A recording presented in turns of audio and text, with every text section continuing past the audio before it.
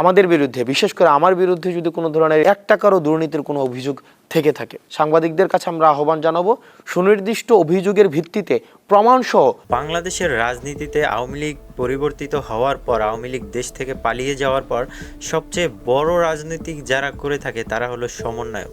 সমন্বয়কের মধ্যে যারা সব থেকে বড় নেতৃত্বে আছে তাদের মধ্যে হাসনাত আবদুল্লাহ, সার্জিস, এরাই সবার সম্মুখে আসে এবং বিভিন্নভাবে সাংবাদিকদের প্রশ্নের উত্তর দেওয়ার চেষ্টা করে।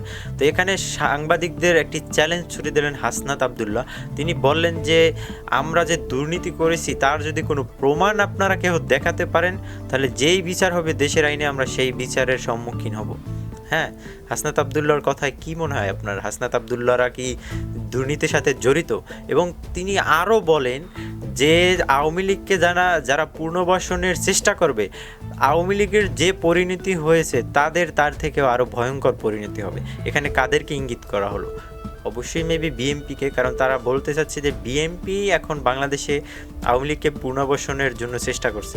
হ্যাঁ, তো তারা কিন্তু এভাবেই ইঙ্গিত দিছে। তো হাসনাত আবদুল্লাহর মুখ থেকেই আমরা শুনে আসবো, আসলে এটা আমার কথা না।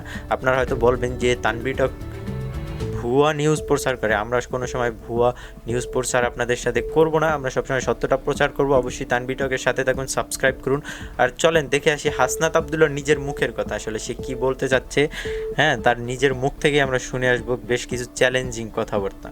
আমাদের বিরুদ্ধে, বিশেষ করে আমার বিরুদ্ধে যদি কোনো ধরনের 1 টাকারও দুর্নীতির কোনো অভিযোগ থেকে থাকে, সাংবাদিকদের কাছে আমরা আহ্বান জানাবো সুনির্দিষ্ট অভিযোগের ভিত্তিতে প্রমাণসহ এই তথ্যগুলো মানুষের সামনে উপস্থাপন করুন। যদি আওয়ামী লীগকে পুনর্বাসন করার আবার কোনো চেষ্টা করা হয়, তাহলে যারা এই কাজটি করবে আওয়ামী লীগের যে পরিণতি হয়েছে তাদেরও ঠিক একই পরিণত হবে। 5 মাস পরেও এই বিষয়টি নিয়ে আলোচনা করতে হচ্ছে, যেটি খুবই লজ্জার একটি বিষয় এবং এটি সরকারের জন্য অত্যন্ত দুঃখজনক একটি বিষয় যে 5 মাস পরে এসে আমাদের আহতরা এখনো পর্যন্ত টাকা পায়নি। ওবায়দুল কাদের কিন্তু একটা সময় বলেছিল যে যদি এই সরকার পতন হয় তাহলে 5 লাখ মানুষ মারা যাবে। আমি আমার জীবনে যদি 40টা ইন্টারভিউ দিয়ে থাকি, 40টা ইন্টারভিউতে আমাকে অর্থ নিয়ে প্রশ্ন করা হয়েছে এবং সেখানে আমি স্পষ্ট